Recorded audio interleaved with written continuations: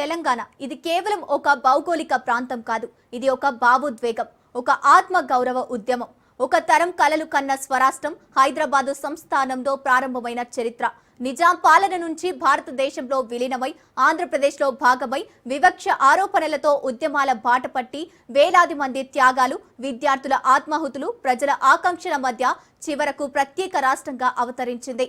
1956లో జరిగిన విలీనం నుంచి 2014లో రాష్ట్ర ఆవిర్భావం వరకు తెలంగాణ చరిత్రలో ఎన్నో మలుపులు, ఎన్నో పోరాటాలు, ఎన్నో రాజకీయ పరిణామాలు చోటు చేసుకున్నాయి. తెలంగాణ రాష్ట్ర ఆవిర్భావ దినోత్సవం సందర్భంగా హైదరాబాదు సంస్థానం నుంచి తెలంగాణ రాష్ట్రం వరకు సాగిన ఆ చారిత్రక ప్రయాణం చూద్దాం.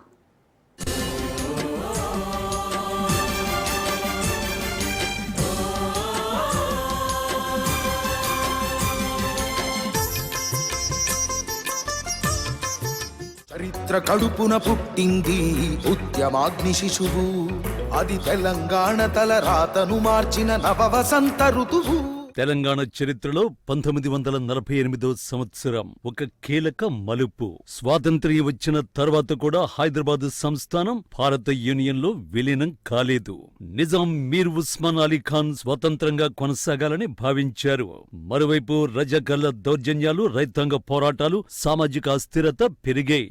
ఈ పరిస్థితుల్లో భారత ప్రభుత్వం 1948 సెప్టెంబర్ 13న ఆపరేషన్ పోలోను ప్రారంభించింది. హోంమంత్రి సర్దార్ వల్లభాయ్ పటేల్ ఆదేశాల మేరకు 5 రోజుల పాటు కొనసాగిన సైనిక చర్య అనంతరం సెప్టెంబర్ 17న నిజాం సేనలు లొంగిపోయాయి. దీంతో హైదరాబాద్ సంస్థానం భారతదేశంలో విలీనమైంది. అనంతరం సైనిక పాలన అమల్లోకి వచ్చింది. హైదరాబాద్ రాష్ట్ర భవిష్యత్తు రాజకీయ నిర్మాణానికి ఇది పునాది అయింది. తెలంగాణ చరిత్రలో సెప్టెంబర్ 17 ఒక కీలక ఘట్టంగా నిలిచిపోయింది.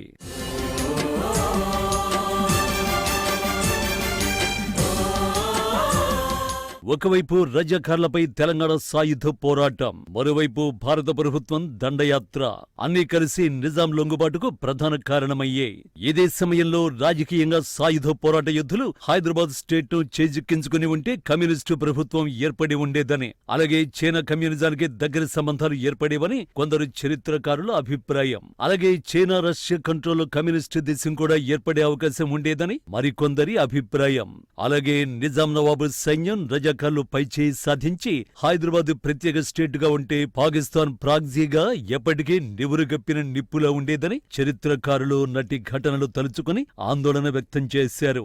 అటు సాయుధ పోరాటం పైచేయి సాధిస్తూ ఉండడం, ఇటు రజాకార్లు ఓడిపోయే అవకాశమున్న సమయంలో నెహ్రూ ప్రభుత్వం నిజాంను లొంగిపోవాలని ఆదేశించారని, ప్రతిఫలంగా ఆయన ఆస్తులు కాపాడటంతో పాటు రాజు ప్రముఖుగా నియమించారని కమ్యూనిస్టులు ఇప్పటికీ విమర్శిస్తూ ఉంటారు. జయ జయ హే తెలంగాణ జననీ జయ కేతనం, ముక్కోటి గొంతుకలు.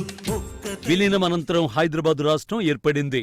ఇందులో నేటి తెలంగాణతో పాటు మరాఠ్వాడ, కర్ణాటకలోని కొన్ని ప్రాంతాలు కూడా ఉండేవి. మొదట మేజర్ జనరల్ జైన్ చౌదరి ఆధ్వర్యంలో సైనిక పాలన కొనసాగింది.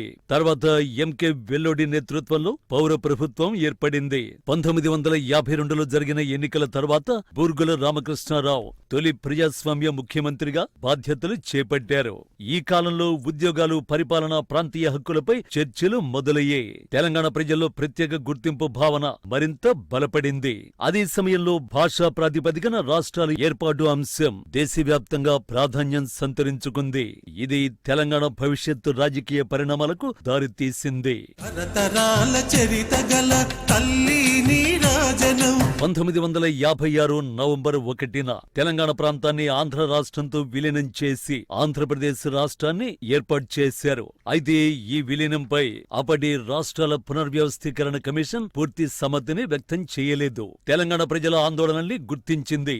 ఆంధ్ర తెలంగాణ కలిసి ఆంధ్రప్రదేశ్ ఏర్పడ్డమంటే అమాయకపు ఆడపిల్లకు కొంటె కుర్రాడికి చేసిన పెళ్లిగా ఉంటుందని ప్రధానమంత్రి జవహర్లాల్ నెహ్రూ అభిప్రాయపడ్డారు. అయినప్పటికీ రాజకీయ నిర్ణయాల నేపథ్యంలో విలీనం జరిగింది. తెలంగాణ ప్రయోజనాల రక్షణ కోసం జెంటిల్మెన్స్ అగ్రిమెంట్ కుదిరింది.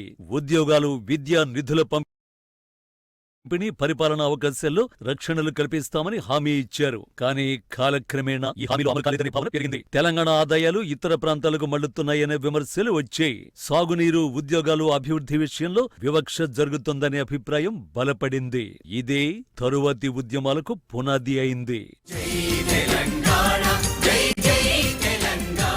జెంటిల్మెన్స్ అగ్రిమెంట్ అమలు కాలేదన్న ఆరోపణలతో 1969లో జై తెలంగాణ ఉద్యమం ప్రారంభమైంది. తెలంగాణ విద్యార్థులు, యువత, ఉద్యోగులు వీధుల్లోకి వచ్చారు. ముల్కీ నిబంధనల్ని అమలు చేయాలని డిమాండ్ చేశారు. హైదరాబాద్ సహా పలు ప్రాంతాల్లో భారీ నిరసనలు జరిగాయి. పోలీసుల కాల్పుల్లో వందలాది మంది ప్రాణాలు కోల్పోయారు. తెలంగాణ ప్రత్యేక రాష్ట్ర డిమాండ్ దేశవ్యాప్తంగా చర్చనీయాంశమైంది. అనంతరం ముల్కీ నిబంధనల్ని సుప్రీంకోర్టు సమర్థించడంతో ఆంధ్ర ప్రాంతాల్లో జై ఆంధ్ర ఉద్యమం ప్రారంభమైంది.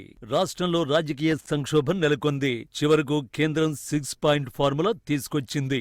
దీంతో ఉద్యమాలు తాత్కాలికంగా చల్లారినా తెలంగాణ ఆకాంక్ష మాత్రం సజీవంగానే కొనసాగింది. పోతనది పురిటిగడ్డ రుద్రమది వీరగడ్డ. తెలంగాణ ఉద్యమం కొత్త దశలోకి అడుగుపెట్టింది 2001లో. తెలుగుదేశం పార్టీకి రాజీనామా చేసిన కల్వకుంట్ల చంద్రశేఖరరావు తెలంగాణ రాష్ట్ర సమితిని స్థాపించారు.